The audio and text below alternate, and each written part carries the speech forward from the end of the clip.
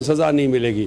तो मैं समझता हूँ इस वक्त मुज़ाकरात का नुस्खा कारगर नहीं होगा। अच्छा, तो तैमूर तारपुर साहब, आप कब देख रहे हैं मुज़ाकरात कभी भी नहीं हो सकेंगे? क्योंकि आज तो नेशनल सिक्योरिटी कमेटी में जो बातें हुई उसकी तौसीक की है काबीना ने, तो उसमें तो हम ये भी देख रहे हैं मुज़ाकरात की बात थी, तो वो किस स्टेज पर हो सकते हैं?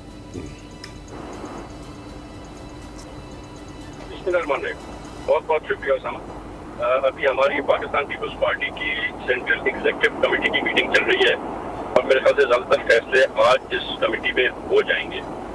ये जिनसे मुज़ाकरात का कहा गया है, जिनसे मुज़ाकरात हो रहे थे, अब तो मेरे ख्याल से पूरे पाकिस्तान के बच्चे को पता है कि ये मुल्क दुश्मन लोग हैं, इनका एंटी पाकिस्तान एजेंडा है। किसी ने पाकिस्तान को, किसी दुश्मन ने, किसी मुल्क ने, हिंदुस्तान ने कभी इतना नुकसान नहीं दिया जितना नुकसान हमें इस इमरान खान नियाजी ने दिया है। और आई एम हैप्पी, अल्लाह का शुक्र है, हमारे जो दोस्त हैं जिनको हम जानते हैं जो पीटीआई से ताल्लुक रखते थे, वो भी अब इस चीज को रियलाइज कर रहे हैं।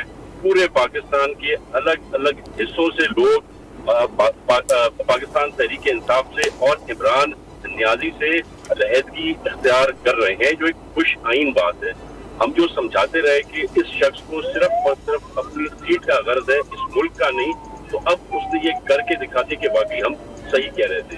तो इस स्टेज पे जरा डिफिकल्ट मामला होगा ऐसे लोगों के साथ बातचीत करना जिन्होंने ये शो कर दिया, जो डिक्लेयर हो गए कि वो एंटी एस्टैब्लिशमेंट है, एंटी पाकिस्तान है और हमें नुकसान देना चाह रहे हैं। तो चीजें अब जरा डिफरेंट मेरे ख्याल से रुक लेंगी। जी मुजम्मिल, आप क्या कहते हैं कि अब काबीना की तरफ से भी तौसीक हो गई, उसमें ज़ाहिर है आर्मी एक्ट के तहत